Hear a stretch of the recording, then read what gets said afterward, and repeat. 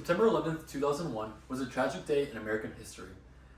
The terrorist attacks claimed the lives of 2,977 people and reshaped our views on security precautions.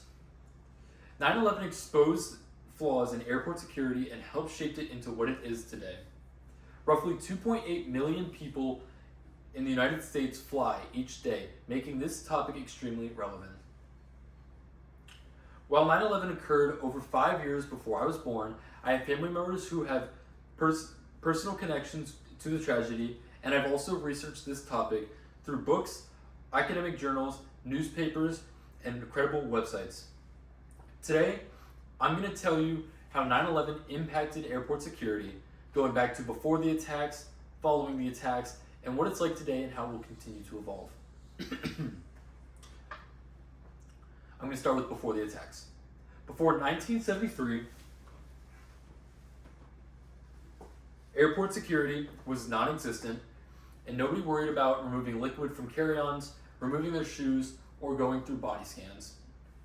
Throughout the 1960s, there were an average of 30 to 40 hijackings a year, sometimes multiple a day, which were generally non-violent.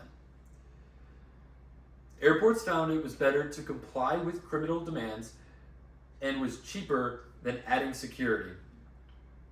Additionally, airlines didn't want to add security because they felt that it would make passengers feel unsafe. During this time, hijackers were predominantly from Cuba, and they hijacked the planes to redirect the flights to Cuba as they felt it would get them recognized and celebrated by Fidel Castro. This quote comes from a newspaper article by Christopher Mother. The act was so common that cockpits contained maps of the Caribbean. Pilots were told about the landing facilities at Havana's Jose Marti International Airport, and they were given cards with rudimentary Spanish so that they could communicate with potential hijackers. Overall, hijacking was treated as a joke.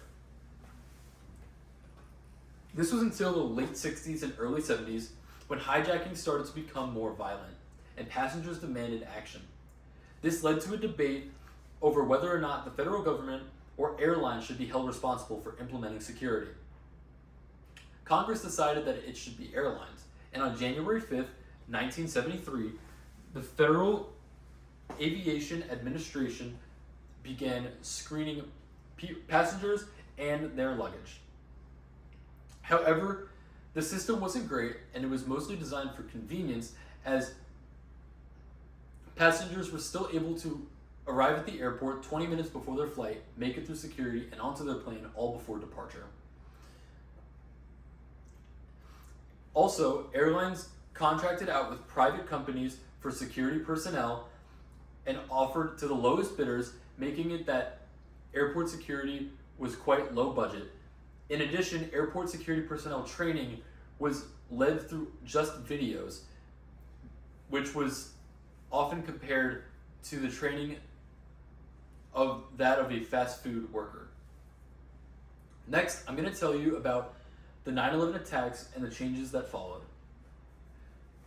By the late 90s, there hadn't been any hijackings in a long time, and alert was very low. Here's a quote from the peer-reviewed journal article called "A Decade of Airport Security Transformation." Before September 11th, checkpoints had to be force-fitted into what was available at airports. Due to low alert and low-budgeted security, the terrorist group known as Al-Qaeda was able to pull off the devastating attacks of September 11th, 2001. This was followed by the George W. Bush administration forming the Transportation Security Administration, the TSA. The formation of the TSA meant that there was finally a centralized airport security under the government. It introduced a more aggressive, people-driven approach, replaced contract security with an experienced, trained workforce, explosive detecting canines, and credential verifications that didn't allow for fake IDs. Finally, I'm going to tell you what airport security is like today and how it will continue to evolve. Today, airport security is better than ever with better trained personnel and more advanced technology. and making for a much more protected flight experience, especially compared to that of the 60s.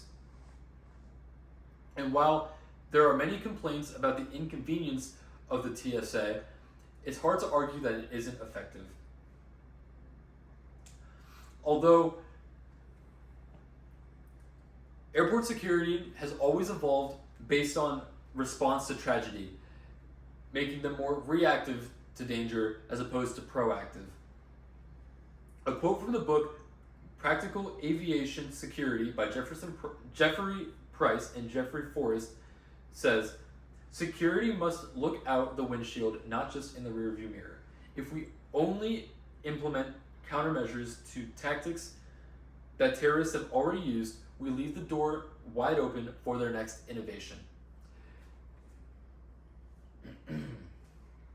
In conclusion, our nation has dealt with aviation tragedies, and we have and will continue to overcome them. Going back to what I said before, 9/11 exposed flaws in airport security and helped shape it into what it is today. Thank you.